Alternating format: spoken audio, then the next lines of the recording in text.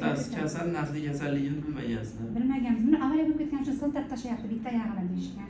Keyin to'yimizdan 3 yildan keyin shu oyoqlar falaj bo'lishni boshladi. Hozir nimaga yurmay qo'ydi. Keyin bu borganda bitta amakimni o'g'li shunaqa edi ekan. Hozir o'sha amakimni o'g'lini darajasiga xo'jayinim yetib bordi. U amakimiz o'g'lini narsalardan ushalmay qoldi. Endi hozir yonimda amakimni o'g'li ham shunaqa bo'lib qoldi. Hammalari bittadan o'g'il shu qizlar hammasi yaxshi lekin qaynisinglarim, amakimiznikilar, o'g'il bolalar hammasi shunaqa bo'ldi. Bosh yelka simptomi deydi, qarang mana. Miopatiya bolalarda bunaqa narsa bu. Ko'p yig'ilar ekan. Juda ko'p yig'ilar. Hali yurmayman, ko'tar deganda majburlab yurasan desam, sening bolasi bilan kichkinada tetik. Yurasan desam, yuradi-da, yig'lab turib gup-gup etib tushadi. Yurib bizga.